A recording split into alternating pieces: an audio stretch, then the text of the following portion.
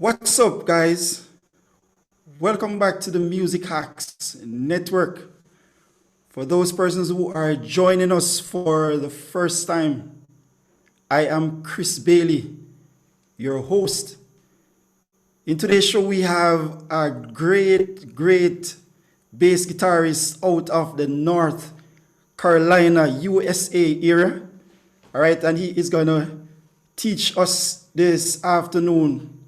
He is well experienced, and we are looking forward to him sharing on this platform today. But before we go over to Dale Bryce, we are gonna take the intro.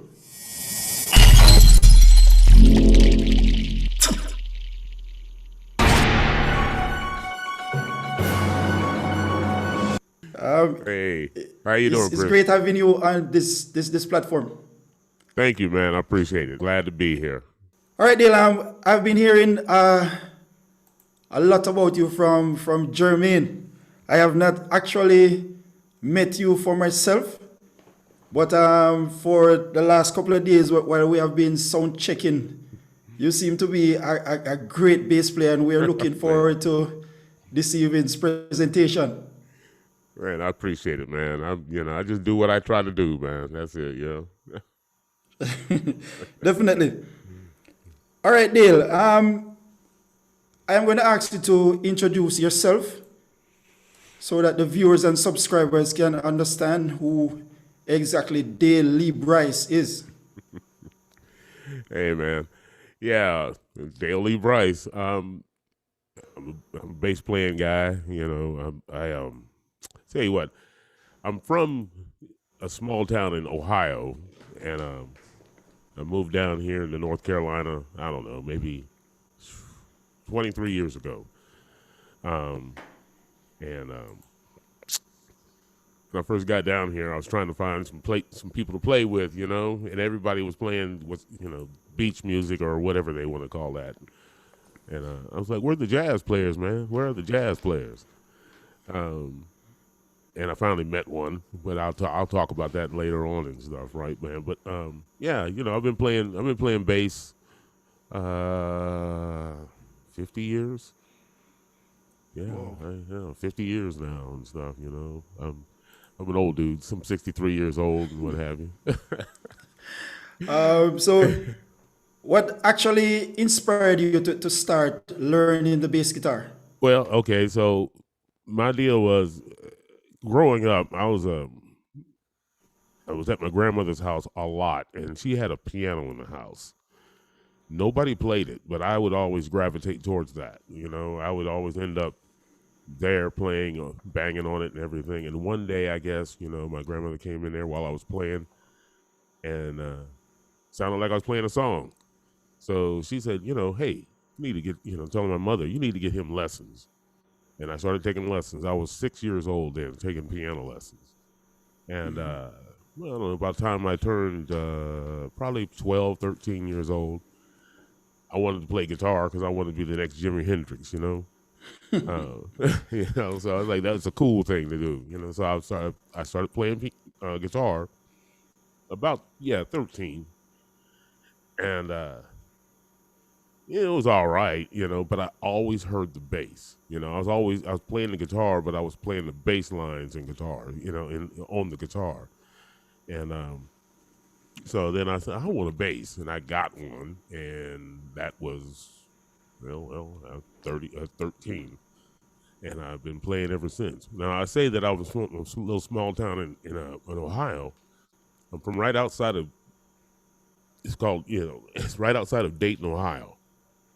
And during that time, we're talking about the early '70s. All the funk bands were coming out of Dayton. It was just funk. It was Ohio Players, Lakeside, Slave, and all that stuff was driven by the bass.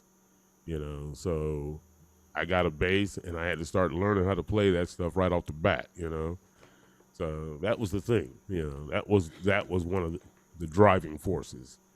I will tell you this: before that, and you guys get on YouTube and you can find this. There was a Tom and Jerry cartoon, Tom and Jerry, Mouse and Cat. And in one of the cartoons, Tom the cat was playing a bass, and he was killing it. And just his walking bass line. And ever since I saw that, I was like, yeah, that's the thing. That's the thing that I want to do. It was just too cool. Anyway. Okay. What are things that you look for inspiration? My thing, being a bass player, it's all about the song, right? What really drives me, though, is when I hear how the bass supports a song, how the bass, if this, everybody knows this, right? If you don't hear the bass, and you take the bass out of a song, people don't recognize it. You can play a bass line, and people will know that song right off the bat, without the supporting, or without the vocals or whatever. You'll hear that. That's the thing that gets me. It's just like, man. And it's also the power of the bass. Now, there's drummers like to think they run they're driving the bus, but it's the bass player, man, that's doing the thing. All right. Being a bass player myself, I tend to want to agree with you. That's it. Well, I'm sure others in the chat would want to disagree with us. But, I know they will. But yeah. Definitely. But that's my little thing of just trying to mess with the drummers. But we live hand in glove and stuff, right? That's the cool thing. All right. Do you remember the first bass that you owned? I just talked about this the other day. Yeah, I do. It was a Tiesco. It was a Tiesco bass that I got. My parents got me from Sears and Roebuck, right? And I forgot how much. I'm guessing they spent probably $69 for that thing, which was a little bit of change back then. I had that bass. I didn't know anything about setting it up or strings or all of that other stuff. I just know that it was playing the low notes. And I had that bass, let's see.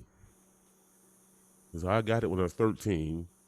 So in 1976, I went into the Army, and I had it there. I took it to Colorado with me. Yeah, I had it up until, 77-ish. Or something like that. So I had it a good 5 years. Awesome. How many basses do you own now? 1, 2, 3, 4, 5. 17. 17. Yeah. Wow. Yeah, I got a problem, man. Yeah. Right. Can you tell us some of the type basses that you have? Yeah, I will tell you this. I'm a Fender guy. My second bass I ever owned was a Fender Precision bass that I got in 1979. And I sold that bass in 85, and I wish I'd still had it, but that's a whole nother story. And I've been a Fender guy for forever.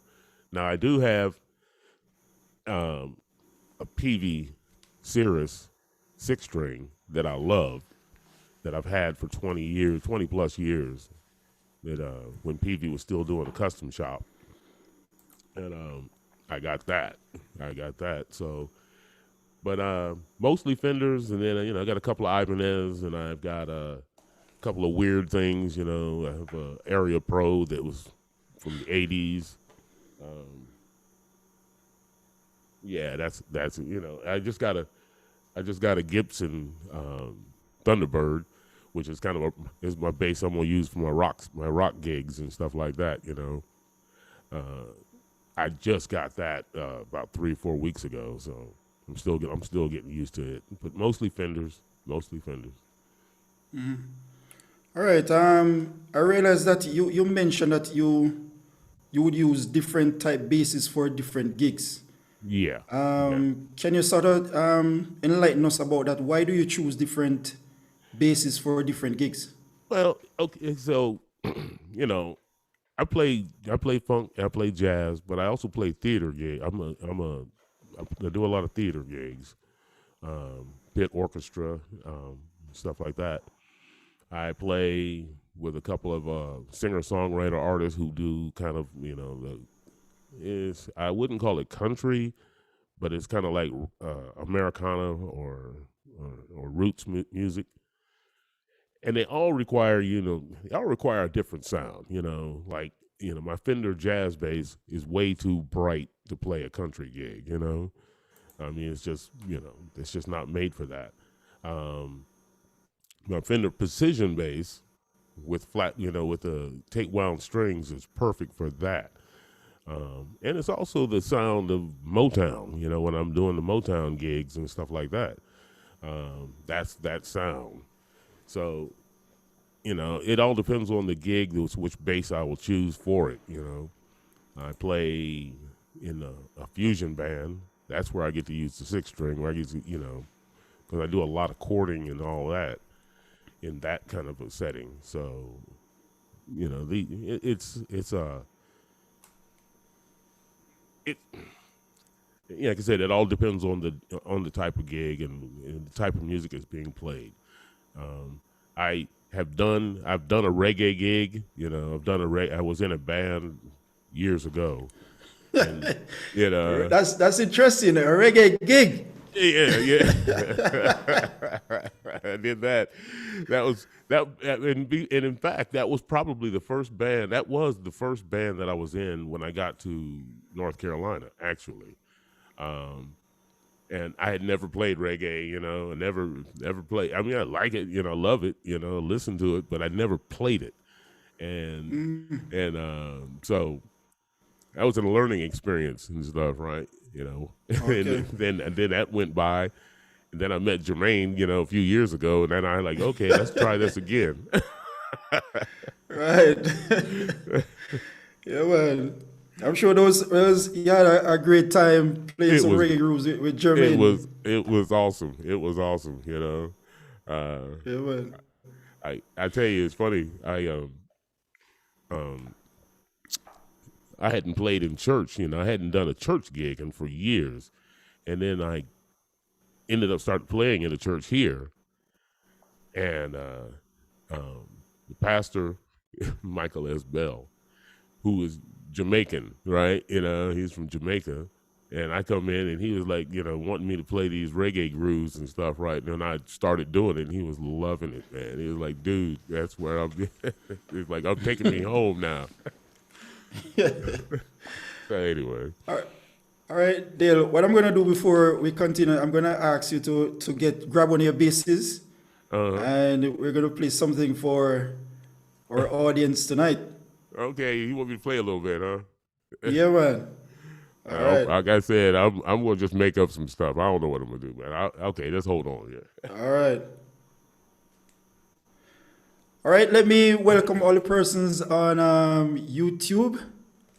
All right, guys. I want you to type your questions in the chat. All right, so we can pass on those questions to Dale. All right. Also, the persons who are on Zoom, welcome. Make sure you have your questions tonight. Those persons who are on Zoom, I would like to welcome you as well. All right.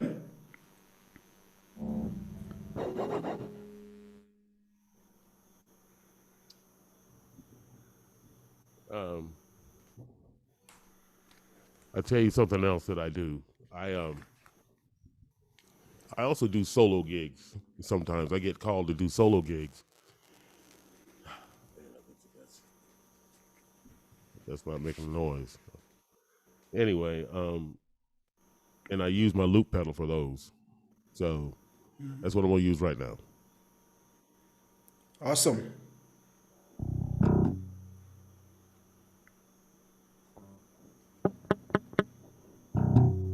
Got me? Yeah.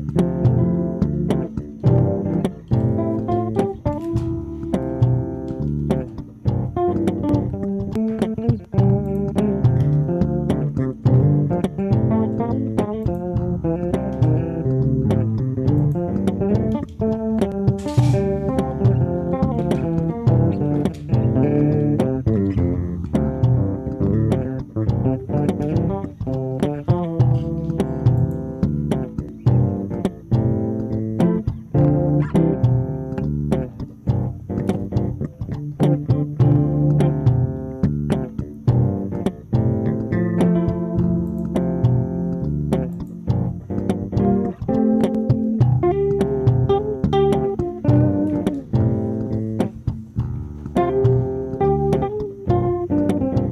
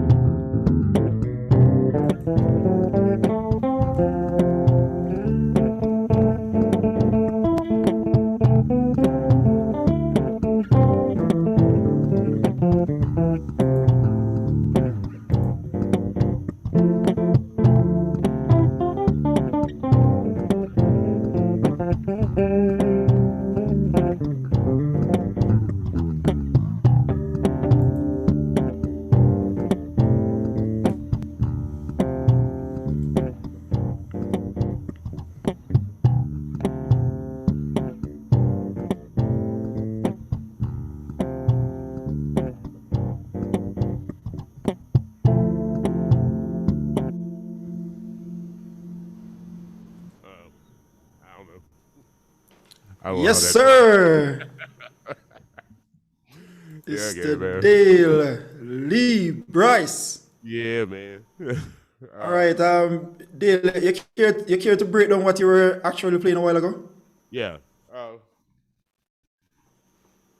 So when I get sometimes, like I said, I do some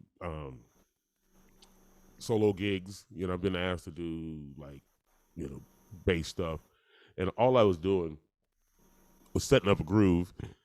And in this case, it was in D minor. In D minor, right? And yeah.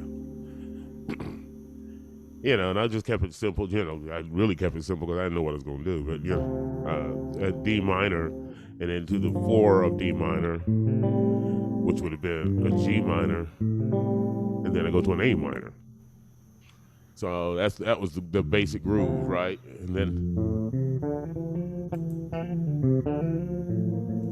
that is the relative major of D minor, which in this case is an F major.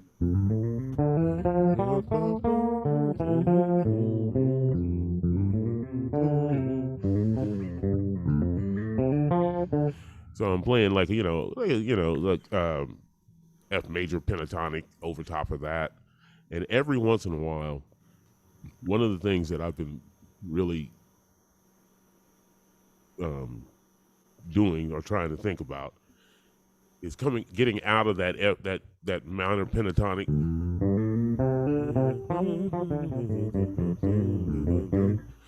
I might go to the 5. I might go to the 5 of D minor, which in this case is an A minor, and play an A minor, which gives you that. Oh, let's see. The 13 is in there. All these upper extensions of the chord, right? Which is where the melodies are in most songs. Are these upper extensions. So the other one of my other gig is I teach, and I tend to get little. I get nerdy with this stuff, man. I love it, I try to, I just go do a deep dive into this stuff, right? Because it's all exploration, Mm-hmm. Now, I will say this, and I tell my students this, and I've had a couple of students this afternoon. I'm not thinking about none of that while I'm playing, I'm not thinking, I need to go here and I need to go there. That's where the practice comes in, where I'm practicing and practicing, where it becomes second nature to do these things or these different tonalities that I'm hearing. But while I'm playing, I'm not thinking about none of that. I'm just like, I was like, that's a cool lick. Oh, that was all right. Let me do that again. Stuff like that. Okay. But yeah. So this, and also All I'll tell right. you that this is why I got the 6 string, so I can play all of these chords.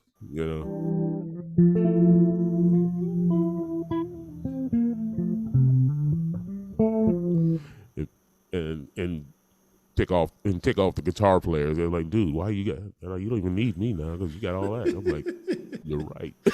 Yeah, I know they hate that. All right. So let's wrap up this interview with a few more questions, Okay. Dale. So which are some of the bands that you have actually worked with over the years? Well, okay, so I just local bands here and there and stuff. Right? I will tell you, the highlight of my career. Well, let me back up. So I have my own band, which one of them is Triple Wide, which is the band I've been in the longest since I've been in North Carolina. It's kind of a rockish blues, kind of a improvisational thing. And then I play with a band called the Monitors, which is led by Bill Myers, who is a legend in this area. Oh, the And great. yeah, he's a legend. And in that band, there's a couple of guys who played with James Brown. Dick Okay. Knight, who played trumpet with James Brown, and Sam Latham, the drummer, played a tour with James Brown. Bill Myers has played with,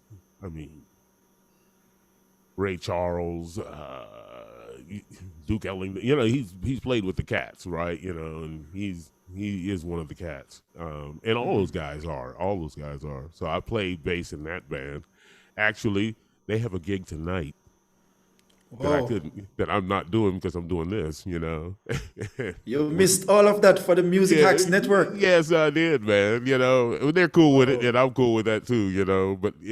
But yeah, so they're playing tonight actually, and that's the first gig they've had since the pandemic, right? That's the first gig they've had in over a year, so they're loving it and everything. But anyway, I play with a group called Fat Mouth, which is man. Yeah, I got some heavy hitters in that, man. They're all young cats and stuff, right? Besides other than the Monitors, I'm the oldest guy in all these bands, And in the Monitors, I'm one of the young guys, but in other bands, I'm like, same age, as these cats' fathers and stuff, right? But there are some awesome musicians. That's Fat Mouth, which is we're a kind of a jazz funk band, jazz funk. That's what it is. Let's see. I played, and growing up, like I said, I grew up in Ohio, and I had an opportunity to play with Junie, who was a keyboard player in Ohio Players. During that time and stuff, right? And I've been it's kind of hard. I think about it, like, man, I've been in a bunch of bands. I played in Europe. I lived in Europe for 10 years, and 8 years, I'm sorry, 8 years, and I played in groups there. But the highlight of my career, as you know, is when I got a chance to play with Maceo Parker, who was from James Brown's band, and Funkadelic, and he played with Prince and all that, and he's actually from like 40 miles down the road from here, and when I got a chance to play with him, I was like, yeah, this guy right here, man, so yeah, those are some of the cats, some of the cats I've played with. All right. I would like you to share with us your most favorite gig, one that stands out in your mind. Uh, that would have to. I've had a couple of really cool ones, man. Playing with Maceo was one of them. Now, I mean, that was off the chain. But they probably. I played at the Leaf Festival, which is a big festival here in the eastern part of the state. There was 52,000 people there, and uh, there were some. Robert Randolph was on that stage. Uh, um, Bela Fleck, he was there. I tell you what. Speaking of Bela Fleck, that's probably one of the most memorable times playing music. I only played one note. I played one note. I played one note. It was a C. Right. It was a C because the other bass player was Victor Wooten, right? Whoa. So I'm like, yeah, I'm going to just play the C and let Vic do his thing, So. Whoa. Whoa. I have to stop you there, Dale. You actually gigged with the great Victor Wooten. Who? You? Victor, you. No, yeah, no, I didn't gig with him. I was on the stage with him. Whoa. All right. What was that experience like, man? Tell us. Okay, so, all right. Hold on, let me put this down. So Victor Wooten has family here in Wilson, North Carolina. All right. And I don't know, 6 or 7 years ago, maybe a little bit longer than that, I was playing a program at a church, and I had a bass solo in that program. It was Wade in the Water, and I soloed in it. And afterwards, this lady comes up to me, older lady comes up to me, and she walks up. She says, I just want to let you know that I thought Victor Wooten was in the house when you played that solo. And I'm like, oh, okay, thank you. You're wrong, but thank you. And then I'm like, how do you know who Victor Wooten is? And he said, well, I'm his aunt. I'm like, oh, well, that's just, that compliment just went through the roof now, Anyway, fast forward a few years, they had a family reunion 10 miles up the road. And she invited me. We became friends. She sings. I've played behind her and stuff, right? And so she invited me to the family reunion. I wasn't going to go, I'm like, thank you for inviting me, but I'm not going to go. And she, insisted that I go. So I came. And Victor Wooten, the Wooten brothers, all of them that were there, Future Man, Joseph, Reggie, the whole crew was there, right? Yeah. And I'm like, oh man. And I got there and they started jamming, I mean, she introduced me to him and everything. He was like, did you bring a bass? I'm like, no. No. He said, it's all right, I got one. So they started jamming, right? And I wasn't going to play and stuff, right? But anyway, they started doing all of this Ohio. They started doing Ohio player stuff, and I was like, okay, you guys are in my wheelhouse now. I know this. And I walked on. I was like, dude, I was like, you like, yeah, go ahead, And I jumped on there and started playing. They were playing in C, and I was just thinking on that C. I'm not gonna mess this up, But yeah, that was a cool thing. Well, 3 years later, I think it was, I ended up we spent a weekend together.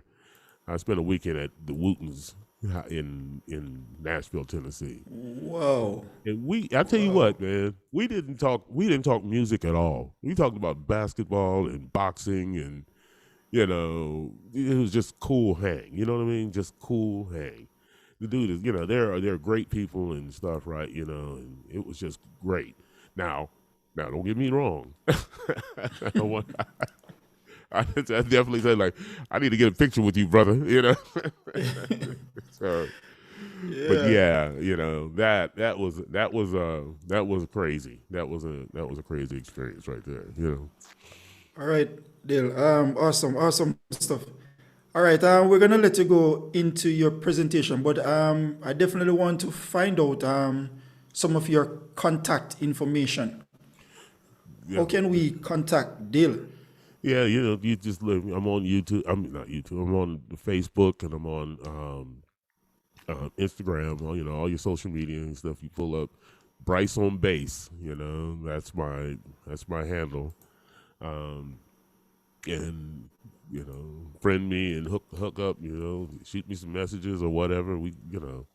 I'm pretty accessible through all the social media and everything.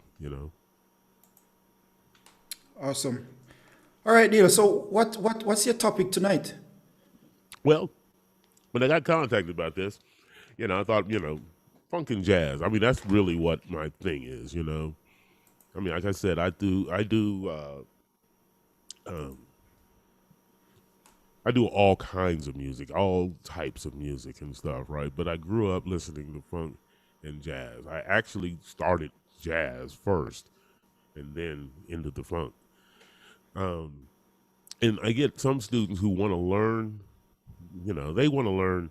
They don't really want to learn jazz. They don't really want to learn. They want to learn songs or whatever. And I kind of equate it to like when you learn to drive a car. Learn to drive a car. If you learn to drive a stick, you can drive anything. If you learn to drive a manual transmission, then you can drive anything.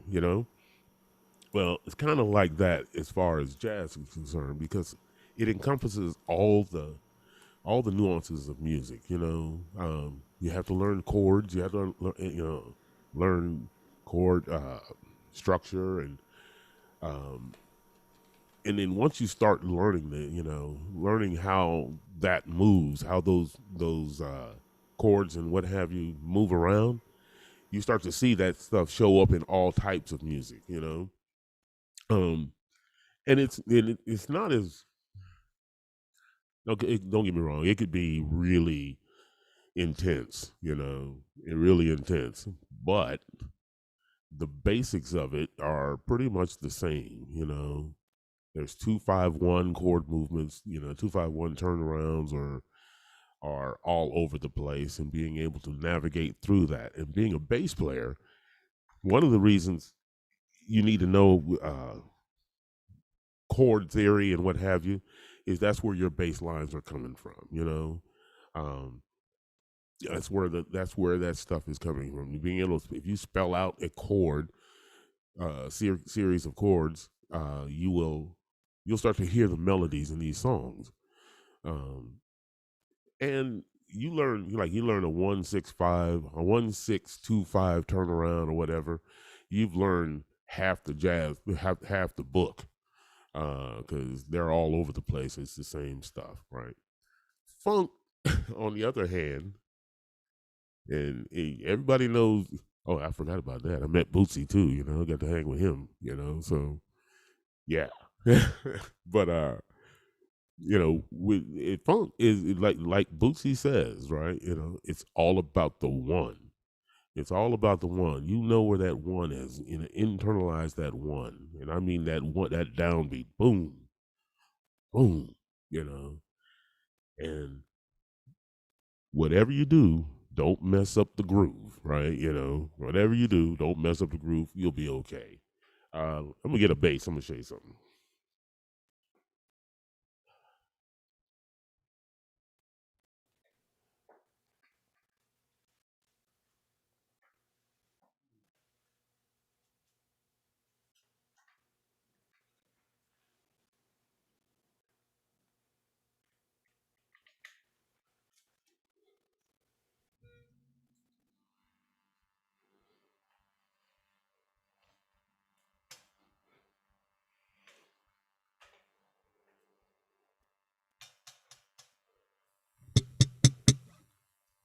You got that?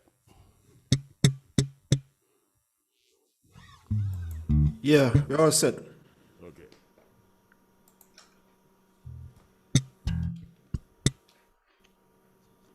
So I'm gonna use a simple drum pattern right quick. Oh shit, we didn't test this, so I hope this works.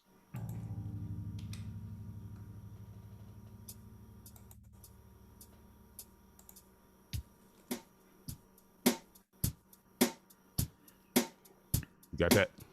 Awesome.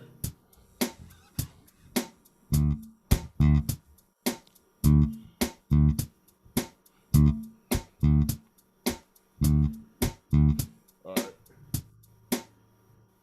I will stop that for right just quick. As soon as I started, I did this. I saw your head bob, right? I mean, that's all it took. That's all it took. Yeah. You know? It's like, I see some guys, man, they'll get up there, that's like, like, yeah, but where's the one, baby? Where's the one, And I had that explained to me by Victor Wooten, matter of fact. It's like, play this, you show me something, then play half of that. Okay, now play half of that. And it was like, and everybody's head started going like this. I was like, okay, it's all about that groove, right? But then, when I was telling you earlier, about what captured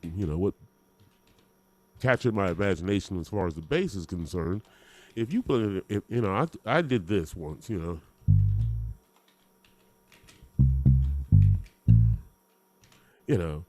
somebody's like, that's Papa. Papa was a Rolling Stone. I'm like, yeah, I've just played 4 notes, and you automatically knew that, So anyway, I'm gonna go back to this drum beat.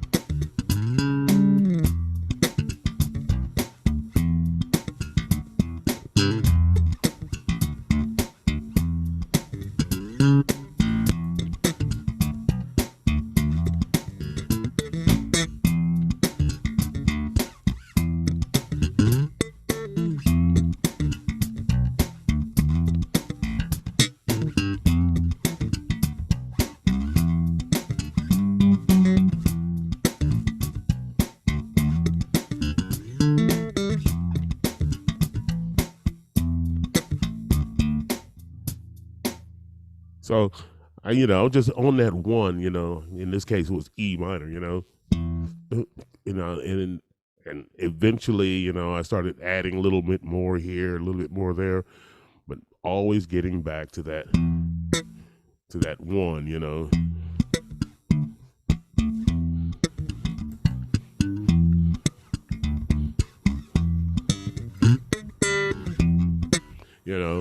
So that's that one thing that I can do that for days, man. It's just days and what have you. Especially when people start dancing. You know how that is, right? When they start dancing, you got them. Once they start dancing, you got them.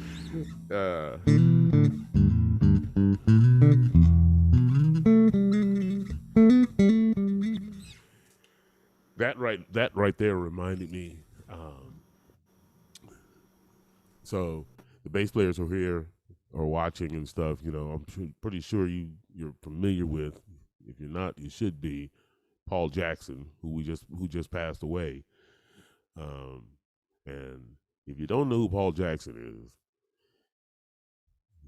and you want to know something about funk, you need to go back and look at his book. I mean, Paul Jackson is the epitome of funk, right? And even if you don't know who he is, you know the bass lines, right? You know his bass line.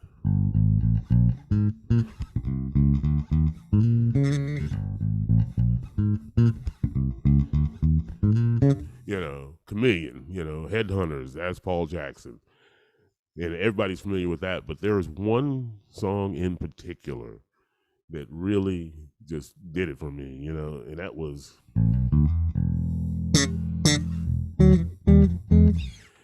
it's called God Made Me Funky. Oh man, that is a funky bass line. But it all comes back to the groove, the one. You are You got to serve the one, you know. Um, kind of like it's kind of like so I don't know. I'm not a reggae guy. You know, I know the music, I love it and everything, but I've never really played it, learned it, and what have you, internalized it. But you know, when I played the first time I played with a real drummer who understood that one drop, I'm like, oh, okay, I understand. Okay, I see why nobody can actually play this. You have to know where, you know, I know why it doesn't sound right, you know, because they ain't played it right, you know. But when you do play with somebody who has that, you know, I was like, oh, okay, life just got easier for me, you know. It's the same thing in it's the same thing with funk, you know. It's just like, uh, and the way to learn how to play it, you know, I told my students this, you know, the way you learn how to play it is you got to go listen to it. You know, you can go to YouTube and you can pull up channels and you can pull up, you go to come to me and let me explain the stuff to you, but you have to listen to it. You know, you have to listen to the recordings and listen to the masters and all that stuff, right? Which is coming from, you know, the area that I'm from, you know, the masters of funk were right there 10 miles down the road in Dayton, Ohio, you know? So, um, so yeah, anyway, okay.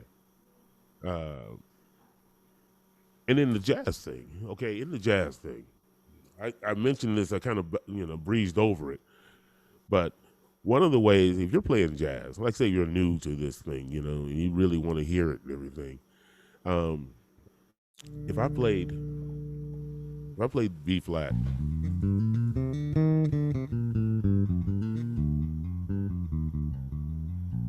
B flat major, right? If I go to the 2 chord of B flat, that's a minor chord, and the 5 chord is a dominant chord, and the 1 chord is a major chord.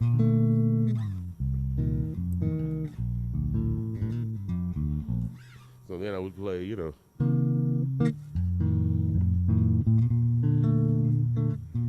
All right. So if I say that 2 chord is a C minor, I just spelled out C minor, F dominant, F B flat major, B flat major 7.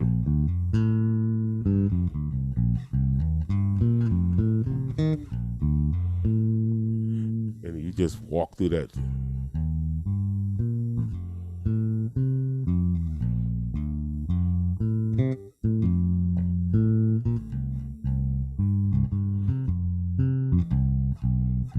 Stuff like that. You know, I been playing those changes for years, and I still practice them. You know, to this day. You know, that's the stuff that I do. Anyway,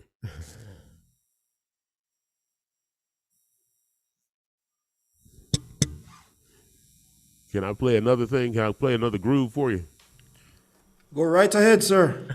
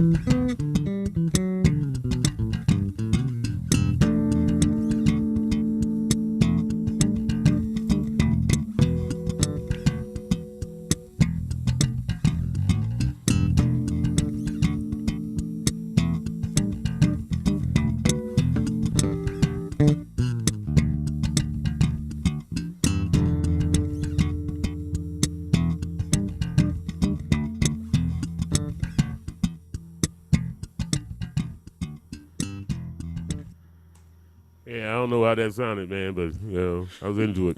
I started sweating. Man, the house is on fire. Oh man. I started getting Oh, into wait a minute, wow. man. You might not want me to play that much more. Let's say stop, Dale. No, man, we're enjoying that groove. Yeah.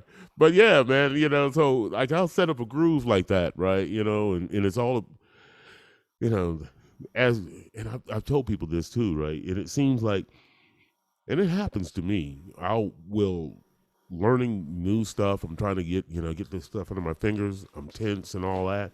But once I'm in my comfort zone and I had that groove going, the time between the notes expand. They start spreading out. Getting wider and wider, and it doesn't seem like you know, just as long as I got that right there, and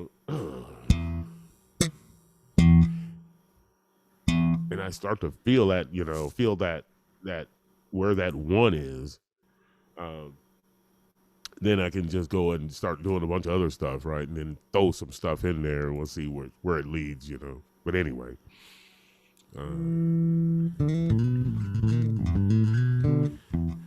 I like to play. Well, I'm gonna give you the chance to play some more, bro. Don't worry. Okay. All right, all right. So, let's have a shout out to the guys who are on YouTube. Welcome to the guys on YouTube. I'm seeing some of your friends, dear Dale and Don Braswell. Oh yeah. All Wow, right. man. Dan is asking you to tell what kind of looper you're using. I have my loop pedal is. I wish I had a way to do. Anyway, it's a DD. It's an RC30, Boss RC30, which is the double pedal stereo looper. For years, I used the DD7 digital delay, which had an infinite hold setting in it, and then I got upgraded to the actual looper. I like it. I've figured out how to use it and all this stuff. Right? It's really versatile. I can put. I mean, that's just I put like two loops on top of that and what have you. But man, I've put. I've never run out of space to put. And it always seems pretty clear. So anyway, it's a Boss Boss RC30 is what the loop pedal that I use. Okay, awesome. And there is Eric Braswell as well. Oh man, hey. All right. What's up? So Eric is asking you to tell us about the type strings that you use. Okay, on the Fender Jazz, on the jazz bass, I have Diodario,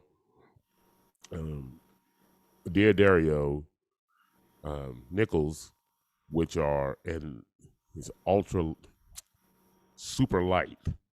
So normally people are using normal bass strings or 105 to 45. This is a 95 on the E string, down to a 35 on the G string. So these are extremely light. On the Sirius, on the PV, on the 6 string, I'm using Labellas, Super Steps. Wow. And I love them things, man. I love and I get super low action with those with the Labella Super Steps. And then on the 5-string P bass, on my Mustang short scale bass, on my fretless bass, and on my other P bass, I'm using Labella tape wounds on those basses. And let's see, Labellas and Diodarios pretty much is what I use. Yeah. Right. So, I got a bunch of basses over there, man. I tell you, on my acoustic bass, I have Labella flats, and I mean they're who knows how old those strings are. I never change them because that's that sound I need for that. But right. Yeah, my two main basses are Diodarios and Labellas on the other basses. Cool. All right. Until we have some more questions from YouTube, I'm going to ask my friends on Zoom just to open up your mics now, put your hand up, and then we will start taking some questions from Zoom. Good night, guys on Zoom. All right, we're now into our Q&A section. I'm going to ask the guys on Zoom just to start asking your questions. All right, in the meanwhile, we are waiting on that, Dale. I would like you to sort of explain the difference between the flat wounds and the round wound strings. Yeah. For the younger bass players. Yeah, the flats, the round wounds is this, like this is what I have on everything. It's just a brighter tone. You have brighter, more pronounced mid-range. The flat wounds are a little warmer. You don't have, of course, you won't have any of that finger noise that you don't have any of that. Um, and it's just a really extremely warm, big, fat sound, right? When you listen to, like, if you listen to,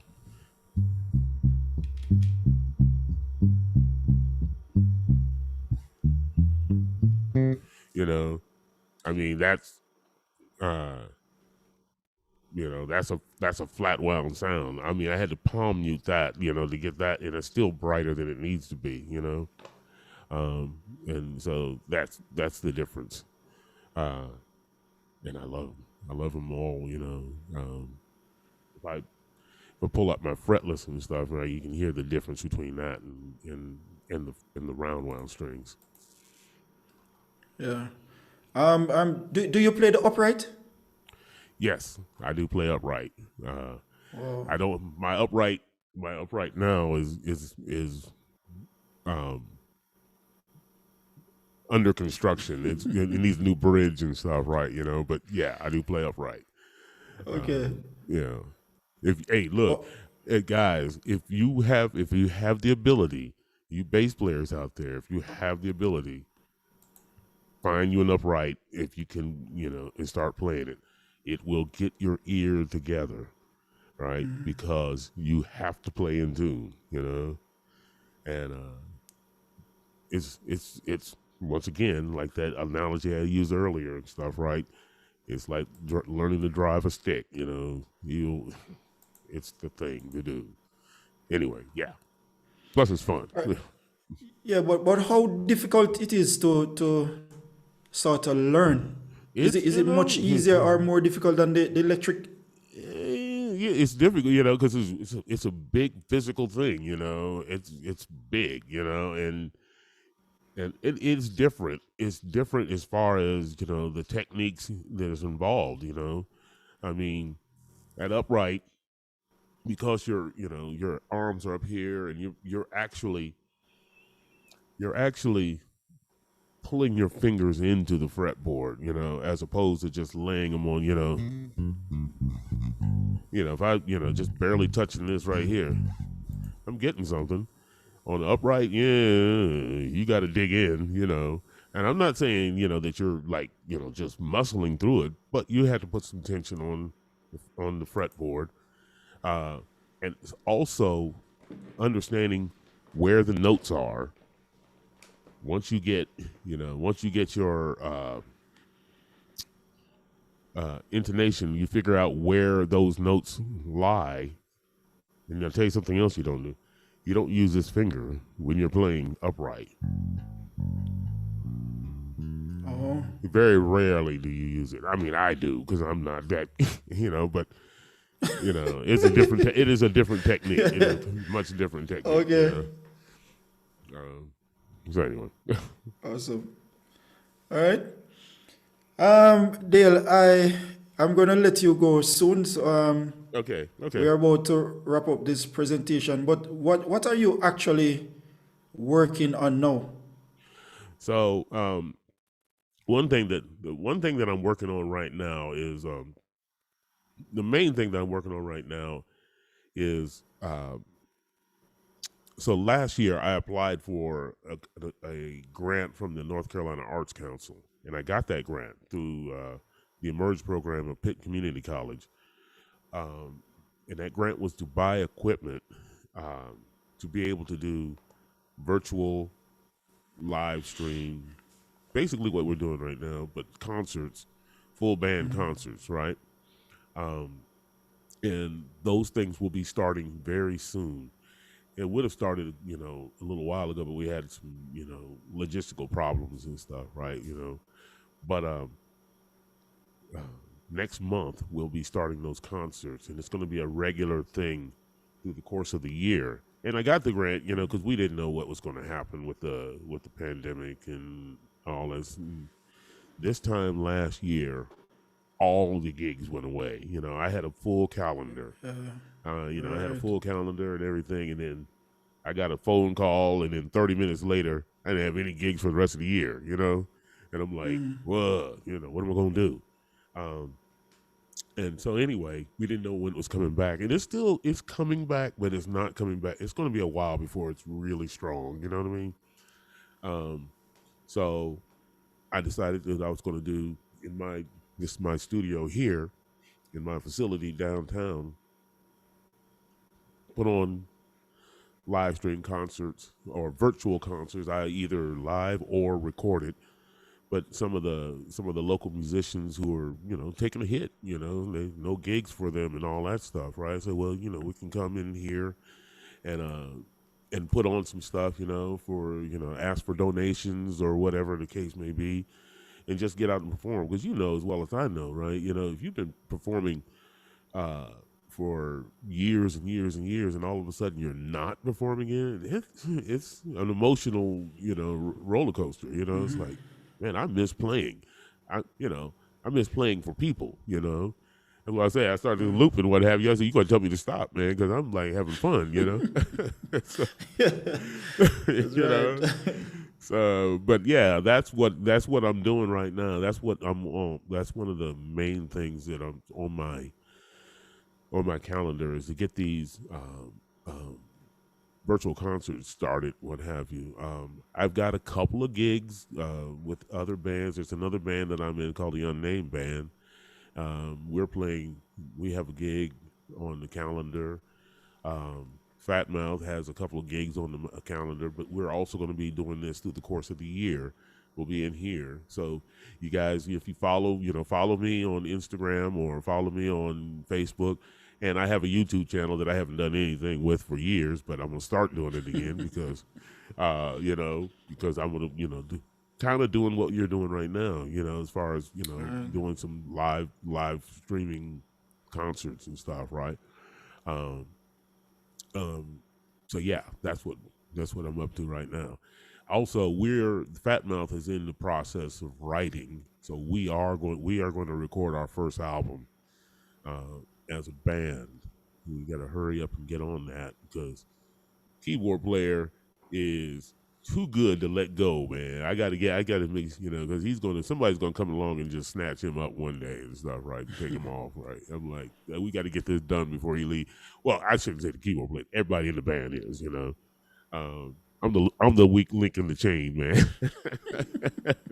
So, Oh Lord. oh man. But anyway, that's one of the things I've got going on. Yeah. Okay. Okay, Dale. All right. Final Dale. What would you say to the young bass players who are emerging in the business at this time? How would you encourage them? It's just keep doing, just keep doing it. Do not get discouraged, right? When things don't pop, right? Because it might take a couple of weeks. It might take a couple of years before, but you just keep um, listening to the people that you like. You emulate. It's okay to emulate the people that you like. It's not a problem. There's not a I do it too, I mean, I'm here, Marcus Miller. I want to play a Marcus Miller line and stuff, right? But what you don't want to do is just to be able to play a Marcus Miller line. You really want to, explore the instrument, as much as you possibly can, and then you'll find your voice. You'll find your particular voice eventually. I'll tell you, I'll never forget, man. There's this one little thing that I kept trying to do, kept trying to get out of my playing. I'm like, I need to stop doing that. Eventually I was like, wait a minute, that's me that I'm trying to get rid of, and that thing that I do is the thing that I do now.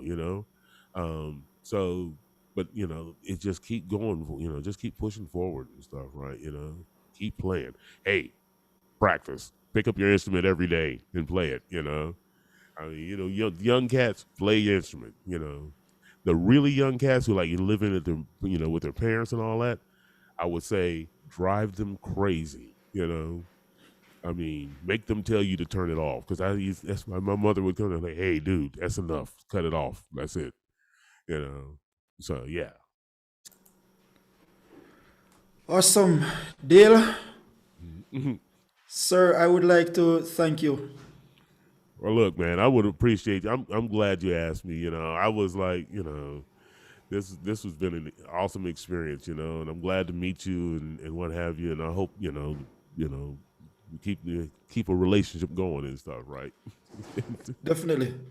All right. So on behalf of the Music Hacks Network team, we do extend our gratitude for you Thank you, to thank you. take your time out of your busy schedule to come and and present on this network. Hey, man, I And we appreciate it. do Thank wish you you. all the best on your Thank you guys, endeavors. man. And everybody else All out right. there watching and stuff. Love you guys. What have you. Y'all stay safe, right? All right. Thank you, dear. We'll Peace. see you next time. Okay. All right. Peace, baby. All right. Mm. All right. Here have it, ladies and gentlemen, to our viewers on YouTube. I would like to thank you for joining us on this live stream for Dale Lee Bryce. I'm going to ask you please to leave a subscription before you go. All right. Make sure you give this video a thumbs up. All right. Leave a comment. And above all, please share this video. See you next time.